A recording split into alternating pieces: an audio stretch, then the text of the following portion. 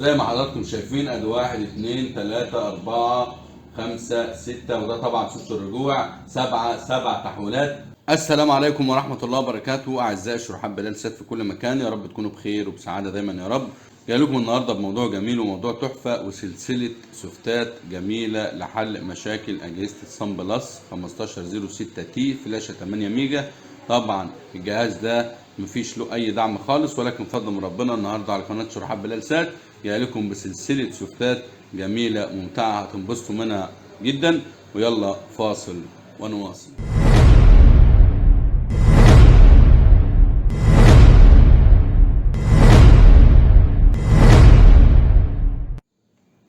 بسم الله الرحمن الرحيم، توكلنا على الله. اول حاجه نصلي على النبي عليه افضل الصلاه والسلام. تاني حاجه ما تنساش تعمل اعجاب للفيديو، اشتراك للقناه، تفعيل زر الجرس لكي يصلك كل ما هو جديد في عالم الرسيفرات. ايه يا عم الموضوع النهارده؟ موضوع النهارده جميل، موضوع تحفه بفضل من ربنا. كل يوم في جديد على القناه، وكل المعالجات بننزل لها سوفتات وتحويلات محترمه وجميله لحل مشاكل الاجهزه، وطبعا بتضيف لك حاجات جميله لكل المعالجات. جهاز النهارده سكاي اكس 1.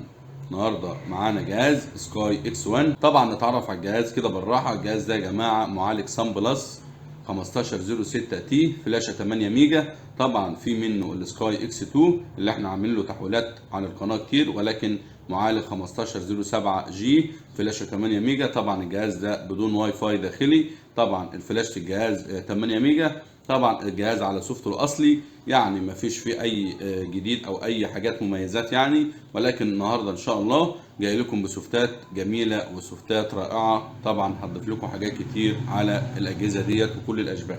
طبعا تنبيه في الاول كده، اسمع الشرح كويس تمام وتأنى في الشرح، وخش على الاصدار شوف لو جهازك مطابق نفس الاصدار اللي هتشوفه دلوقتي ونفس الجهاز. طبعا الميزه في السوفتات في الاجهزه ديت ان طبعا اللودر بيشتغل معاه، فما تقلقش خالص يعني مفيش اي مشكله ان شاء الله. وتحويلات النهارده سوفتات النهارده هتبقى عن طريق الفلاشه لكل اجهزه السكاي اكس 1. ويلا نخش على الشاشه ونقرب الكاميرا ونشوف مع بعض الشرح. بسم الله الرحمن الرحيم، توكلنا على الله. طبعا وصلنا الجهاز الكهرباء وصلة الاتش دي كل حاجه زي ما انت فاهم، وزي ما شايفين الجهاز فتح معانا. هنقرب بقى الكاميرا عشان نشوف مع بعض الجهاز لسه على وضعه الاصلي.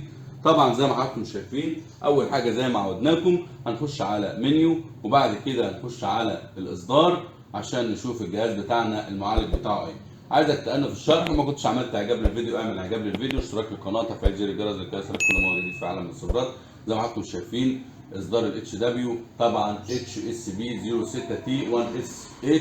طبعا يعني صن بلس 1506 تي فلاشه 8 ميجا. طبعا في اجهزه منه 1506 تي، وطبعا بيبقى ال1 اس ديت 4 يعني فلاشه 4 ميجا. فطبعا تأنى في الشرح. طبعا الجهاز اخر سوفت عليه كان 17/5/2019. طبعا بيدعم الفلاشتين لانه فلاشته 8 ميجا. اول حاجه هنرجع باك تمام. الجهاز على وضعه الاصلي مفيش فيه اي مميزات، مفيش فيه اي جديد. طبعا النهارده جاي لك في سلسله تحويلات فقط وحصر على قناه بلال سات. ويلا نخش على الاعدادات، وبعد كده نخش على تحديث، وبعد كده اليو اس بي. طبعا هسيب لك السوفتات دي كلها مدمجه ان شاء الله في رابط فيه تعليق مثبت. انا عايزك تجهز نفسك لانها سلسله تحويلات وسوفتات كتير عايزين نجربها مع بعض ونشوف ايه المميزات وايه الجديد. وايه ما عملتش اعجاب للفيديو اعمل اعجاب للفيديو، اشتراك للقناه وتفعيل زر الجرس لكي يصلك كل ما هو جديد في عالم الخبرات. لان بجد انا تعبان في التحويلات ديت، لان طبعا هنشوف مهرجان سوفتات زي ما حضراتكم شايفين ادي 1 2 3 4 5 6 وده طبعا صوت الرجوع 7 تحويلات. ويلا نسمي الله ونبدا باول تحويل ونعمل اوكي. وطبعا زي ما حضراتكم شايفين كل تحويلاتنا هتبقى عن طريق اليو اس بي. نرجع بقى بالكاميرا ندردش شويه مع بعض. طبعا يا جماعه انا تعبان في التحويلات ديت، هي سلسله ومهرجان سوفتات لكل معالج الصن بلس 1506 تي فلاشه 8 ميجا يحمل سيرفر فانيلا طبعا اللي هو ريمودو ال ام. طبعا يا جماعه انا بعتذر للناس اللي انا ما ردتش على التعليقات او الماسنجر على الفيسبوك، طبعا غصب عني والله، ولكن على قد ما بقدر بحاول اي سوفت اي معالج عشان يبقى القناه كامله كل المعالجات وكل الاجهزه لها شروحات على القناه. طبعا بفضل من ربنا يعتبر ده معالج جديد بينضم الى المعالجات والسوفتات والشروحات اللي موجوده على القناه. طبعا عايزين الدعم من القناه عشان نقدر نوصل لكل ما هو جديد في عالم الخبرات. وانا بعتذر، وان شاء الله باذن الله هخصص يوم ان انا ارد على تعليقات الناس وكل الرسائل اللي الناس بتبعتها لي. ونرجع تاني بقى بالكاميرا عشان خاطر نشوف الجهاز. طبعا عايزك تتأنى في الشرح وتصبر لان الفيديو ده احتمال اطول فيه، ولكن عايزك تسمع لان طبعا احنا هنجرب السوفتات مع بعض وهنشوف ايه المميزات في السوفتات، وايه السوفت الحلو اللي هيضيف لنا حاجه حلوه، وايه السوفت اللي ممكن اقدر استفيد منه باي حاجه. وطبعا كل ده هنعرفه مع بعض لان انا بصراحه ما جربتش، لان طبعا 7 أو 6 تحويلات حاجه كبيره، وطبعا مهرجان سوفتات وتحويلات للمعالج ده. ويلا زي ما حضراتكم شايفين الجهاز خد السوفت، وطبعا هنتظر لحد ما الجهاز يفتح معانا. وزي ما قلنا ما تقلقش لان الجهاز اللودر بيتعامل معاه، ولكن اي حد عنده جهاز شبيه هتبعت لي السوفت على الماسنجر وانا هعدله لك وهيقبل معاك سلسله التحويلات دي. زي ما حضراتكم شايفين الجهاز خد معانا السوفت تمام. طبعا لسه الجهاز اهو طبعا شفناه على وضعه الاصلي.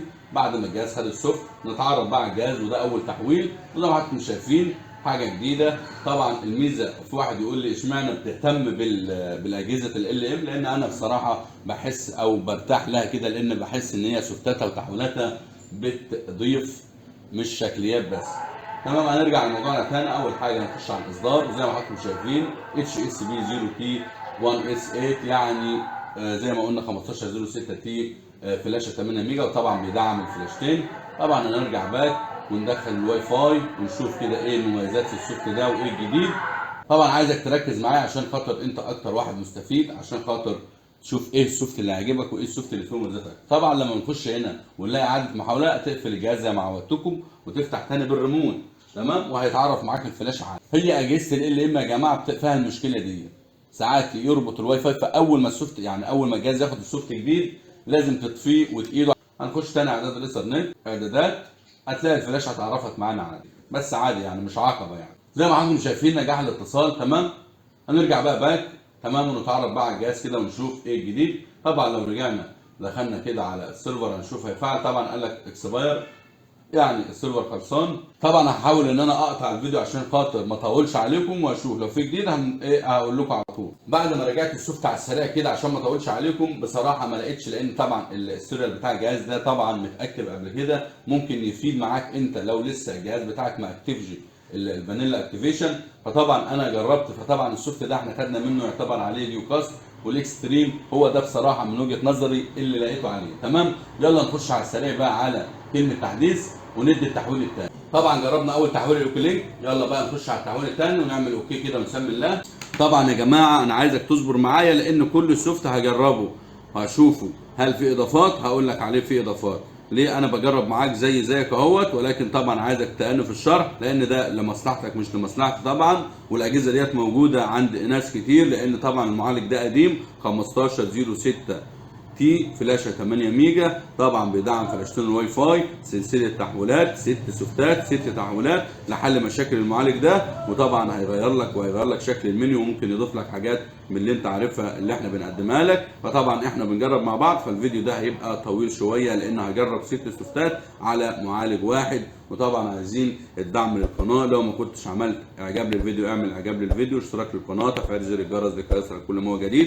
وان شاء الله باذن الله في سوفتات وفي مهرجانات وفي حاجات حلوه كتير هتنزل قريب باذن الله لكل المعالجات ان شاء الله. وطبعا باذن الله هحاول ان انا اخصص يوم ارد فيه على تعليقات الناس، واي حد باعت لي رسائل او اي حاجه هنخصص ان شاء الله باذن الله يوم، بس الظروف بس تسمح ان شاء الله. وانا معاكم اهوت، لو اي حد عنده مشكله ان شاء الله يبعتها لي على الماسنجر. وانا بتاسف للناس اللي انا لسه ما ردتش عليهم، ولكن باذن الله في اقرب وقت هرد على كل الناس، وان شاء الله باذن الله اللي جاي احلى ان شاء الله. نرجع بقى بالكاميرا، الجهاز خد معانا السوفت تمام، وده تاني تحويل. زي ما حضراتكم شايفين الجهاز خد معانا السوفت تمام. بسم الله. اول حاجه بقى نعمل منيو كده تمام، ما ننساش نصلي على النبي عليه افضل الصلاه والسلام. هنخلي اللغه عربي تمام، وبعد كده نخش بقى على السريع كده نشوف ايه الجديد في السوفت ده. طبعا زي ما حضراتكم شايفين المنيو اتغير، شكل المنيو اتغير. طبعا هنطلع بره على القنوات ونعمل 8899 عشان نعمل تفعيل الاي ام يو، وبعد كده هنخش منيو هندخل الواي فاي على السريع عشان نشوف اي اضافات اي جديد في التحويل الثاني. وزي ما حضراتكم شايفين زي ما قلنا هنرستر الجهاز عشان خاطر يدعم الفلاشه. طبعا كل السوفتات اللي هقدمها لك النهارده المعالج ده هي بتدعم فلاشتين الواي فاي. طبعا حبايب المشتركين، طبعا الاشاره شغاله والعدسه شغاله ورمود الاصل شغال. طبعا انا ما قلتش الكلام ده لانه طبعا عشان برضو اعرف الناس كل حاجه شغاله تمام مفيش فرق.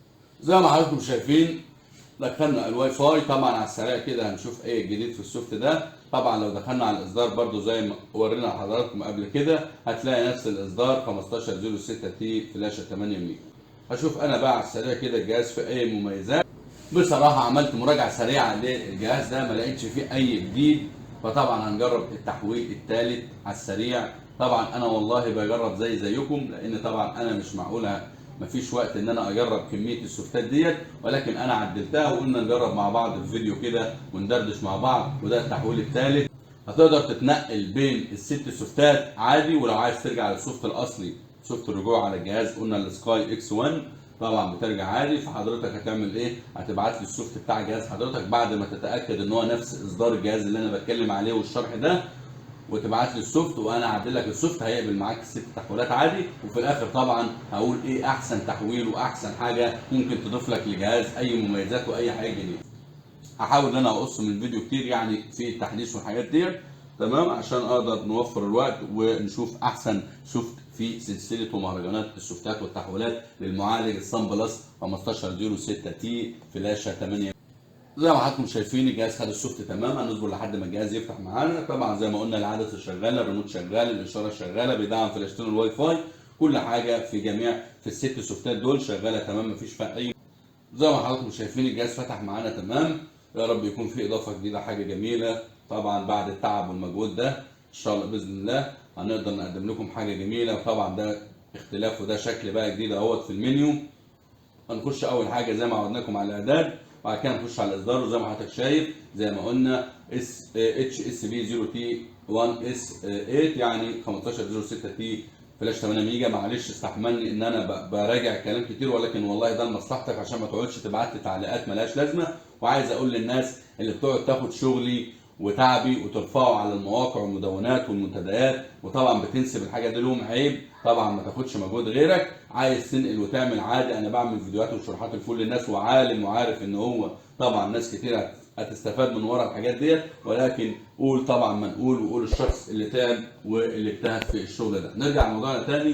زي ما حضراتكم شايفين باين عليه السوفت حكايه وشكل غير اللي فات. فطبعا هندخل الواي فاي ونشوف كده مع بعض ايه الجديد. طبعا هنرجع على الشبكه، اعداد الايثرنت، الواي فاي. زي ما حضراتكم شايفين اصلا هو عمل نجاح الاتصال، لان طبعا اغلبيه السوفتات لما تديها عن طريق اليو اس بي ما بيغيرش في الاعدادات بتاعت الايثرنت. بصراحه بعد ما عملت مراجعه سريعه للتحويل الثالث ده ما لقيتش، بس ممكن زي ما قلت لكم اللي لسه عنده جهاز ولسه على الوضع الاصلي هو اللي ممكن يستفيد بالخصائص والحاجات اللي هو شايفها دي. تمام، نرجع وندي التحويل الرابع. كل التحويلات هسيبها لك زي ما قلنا في رابط وتعليق. طبعا الاجهزه طبعا يعني السوفتات هتحس ان هي قديمه شويه، ولكن عشان المعالج ده قديم، ولكن بنشوف انسب سوفت وانسب تحويل يقدر يضيف لنا حاجه في الجهاز. وهنخش بقى طبعا ده التحويل الرابع. تمام، ادينا ده وده وده، ويلا نخش بقى على الايكون ونعمل اوكي. طبعا انا هقطع الفيديو لحد ما الجهاز يحمل عشان نوفر فيه. زي ما حضراتكم شايفين الجهاز حمل معانا السوفت تمام اهوت. هنشوف بقى طبعا السوفت ده وده التحويل. طبعا ده تحويل الايكون، وطبعا اجهزه الايكون اجهزه محترمه. طبعا زي ما قلنا بيبقى في اختلاف بس في الريموت، ان الاي بي جي مكان المنيو. هنخلي اللغه عربي. تمام، هنطلع ازاي؟ هنخش منيو زي ما حضرتك شايف. طبعا نفس المعالج، مش كل مره هنخش على الاصدار، هنخش على زي ما حضراتكم شايفين ربطنا الواي فاي. نخش بقى نشوف في ايه الجديد في السوفت ده. طبعا المنيو رائع. طبعا زي ما قلنا زي ما حضرتك شايف برضو اكسواير. هنخش على التطبيقات. زي ما حضرتك شايف طبعا الميزه في الايكون ان هو جهاز محترم وبيدعم حاجات كتير. يعني ممكن يبقى معاك مثلا كود من سيرفر زي السيرفرات ديت، فالتحويل يفيد معاك. تمام، هنراجع السوفت على السريع، ولو في اي جديد هقول لك دلوقتي. طبعا بعد مراجعه الايكون طبعا انا بصراحه هو في شغل كتير، ولكن بصراحه ما فيش حاجه انضافت يعني. ولكن انا شايف ان هو تحويل مميز ممكن يفيد ناس كتير معاه اكواد او شغل يقدر يضيفوا عليه. ويلا نخش على التحويل الخامس ونخش على تحديث. زي ما احنا عارفين طبعا جرب وتعمق براحتك، لان ممكن تحويل زي ده يفيد جهاز حضرتك. زي ما قلنا لو جهازك لسه اللي ما تاكتفش قبل كده. فطبعا نخش على التحويل الخامس. طبعا بعد ما الجهاز يحمل هنرجع لكم تاني. زي ما حضراتكم شايفين الجهاز حمل معانا السوفت تمام. ده طبعا يا جماعه التحويل الخامس. لما كنتش عملت اعجاب للفيديو اعمل اعجاب للفيديو، اشتراك في القناه، تفعيل زر الجرس لكي يصلك كل ما هو جديد في عالم الصورات. طبعا دخلت الجهاز جميله، ويا رب يضيف لنا حاجه. اول حاجه نعمل منيو. بسم الله ما شاء الله، بسم الله ما شاء الله. بصراحه حتى لو ما ضافش، انا اول مره اجربه والله، حتى لو ما ضافش ليا جديد، ولكن بصراحه ده اجمل منيو شفته لحد الان، وده التحويل الخامس. يلا نسمي الله ونصلي على النبي عليه افضل الصلاه والسلام، ونخش كده على الاعدادات ونشوف الجهاز بتاعنا ايه وضعه. زي ما حضراتكم شايفين هو نفسه الجهاز وبيدعم الفلاش تي. تمام. هندخل واي فاي ونشوف مع بعض ايه الجديد في السوفت المحترم والشكل والمنيو الرائع ده. طبعا لازم ربنا يجازينا خير، لان طبعا انا تعبان في سلسله السوفتات ديت، فلازم ان شاء الله، وطبعا ده يقيني بالله انه لازم في سوفت منهم هيبقى جميل عشان ما يضيعش تعب الواحد. فطبعا في ناس منكم كتير ممكن تخش على الفيديو وتأثر كده وتخلص كده، ولكن انت صدقني هتخسر كتير لانك ما سمعتش الفيديو للاخر. وانتوا عارفين ان انا ما بحبش الكلام وخلاص، او اعمل فيديو هبان كده وخلاص. انا بحب افيد الناس، بس قلت لكم انا بجرب زيكم التحويلات والسوفتات ديت، لان طبعا ما فيش وقت ان انا اجرب 6 تحويلات واحكم على اجمل سوفت فيهم او اجمل تحويل فيهم. فطبعا احنا مع بعض وبحاول اقصر في الوقت على قد ما اقدر. نربط الواي فاي بتاعنا، وطبعا انا بقول لك تابع معايا عشان خاطر انت ممكن في مثلا سوفت يكون عاجبك في ثغره انت كنت عايزها فتلاقيها، فطبعا ده يضيف لك الحاجه اللي انت عايزها. فعشان كده احنا شغالين مع بعض. طبعا هنخرج بره اجزاء ونعمل 889 لتفعيل الاي ام يو. هنخش منيو، هراجع السوفت كده على السريع واقول لكم ايه الجديد في السوفت ده. بصراحه يا جماعه بعد مراجعه السوفت تمام، بصراحه هو ما ضافش، ولكن زي ما قلنا وبنعيد تاني ممكن. وطبعا انا شايف ان ده تحويل جميل وشكل المنيو رائع وسرعه في الاداء وسرعه في التشغيل. هنجرب بقى اخر تحويل عشان كده يبقى بما يرضي الله. عملنا الست تحويلات وجربناهم تمام، وانتوا احكموا بنفسكم ايه هو اجمل سوفت. وطبعا انا عن نفسي هقول لك في الاخر ايه احلى تحويل واحلى سوفت انا شفته في الست تحويلات دول. ولكن لسه في معانا في معانا لسه تحويلين هندي ده التحويل، ولسه في معانا تحويل التايجر وهنجرب مع بعض ونشوف. وبعد ما الجهاز ياخد السوفت هنرجع مع بعض. زي ما حضراتكم شايفين الجهاز خد معانا سوفت تمام. لو ما كنتش عملت اعجاب للفيديو اعمل اعجاب للفيديو، اشتراك في القناه، تفعيل زر الجرس لكي يصلك كل ما هو جديد. طبعا الجهاز فتح معانا تمام، ده ساتت تحويل. يلا هنعمل بسم الله الرحمن الرحيم. شكل المنيو كده باين عليها هيبقى فيه حاجه جديده. تأنى في الشرح واسمع الفيديو للاخر، هو طويل ولكن هتستفيد ان شاء الله من سلسله التحويلات ديت. هنرجع بقى ونخش منيو. بسم الله الرحمن الرحيم. ما شاء الله حاجه جميله، شكل المنيو رائع، اضافات جميله. وطبعا سبحان الله يعني جايين في اخر 3 تحويلات وباين كده الجهاز بدا ينطق وكده. وانا والله العظيم يعني ما جربت التحويلات ده قبل كده، كل حاجه بجربها معاكم زي ما حضراتكم شايفين، وبحاول ان انا اقصر في الوقت على قد ما اقدر عشان خاطر الناس ما تستعجلش وما تتضايقش من طول الوقت. المنيو رائع، حاجه جميله. طبعا زي ما انتم عارفين هنراجع على السريع كده واقول لك ايه اللي في السوق. حاجه على السريع كده زي ما حضرتك شايف، طبعا الجهاز ما فعلش او ما دعمش الفونكس او الفانيلا، جايب لنا السيرفر الاف شيل. وطبعا السيرفر ده يا جماعه في اجهزه كتير هتربط عليه، لان طبعا انا لما اخش على كده على السيرفر واعمل كونكت وما يطلعنيش رساله، اعرف ان في اجهزه كتير هتتفاعل معاه، ويا بخت اللي هيتفاعل معاه السيرفر ده، لانه السيرفر جميل بجد. بصراحه بعد مراجعه السوفت ده على السريع كده بتهيألي يعني ممكن يفيد ناس كتير. طبعا انا مش هطول في، انت هنسيبك تتعمق في الجهاز براحتك، ولكن انا على السريع عشان ما اطولش عليكم. هو الجهاز يعتبر ده احدث سوفت نازل له، ممكن ينزل له سوفت جديد يدعم اكتر ويضيف حاجات كتير. وطبعا زي ما قلنا لكم صدقوني الاجهزه والسوفتات ديت هتفرق مع ناس كتير. مش مهم ان انا بجرب على جهاز ما ضافش ليا حاجه، ولكن في اجهزه كتير اللي ما اتفعلتش هتشتغل تمام. يلا بقى نخش نجرب التحويل الاخير. وطبعا ده يبقى التحويل السابع، او طبعا على السريع كده جربنا ده وده وده وده وده وده، لسه اخر حاجه التايجر. وبسم الله. ولو ما عملتش اعجاب للفيديو اعمل اعجاب للفيديو، اشتراك في القناه، تفعيل زر الجرس لكي يصل كل ما هو جديد في عالم الخبرات. وما ننساش نصلي على النبي عليه افضل الصلاه والسلام. ويلا هقطع الفيديو لحد ما الجهاز يحمل. زي ما حضراتكم شايفين الجهاز سحب معانا السوفت تمام. هنصبر، وده طبعا خير الختام واخر سوفت هنجربه مع بعض. وطبعا عايزك تقول لي في تعليق ايه افضل سوفت شفته واحلى سوفت ممكن يكون عجبك كمنيو وكشغل. ويلا نخش في تفاصيل السوفت الاخير. وزي ما حضراتكم شايفين الجهاز فتح معانا تمام.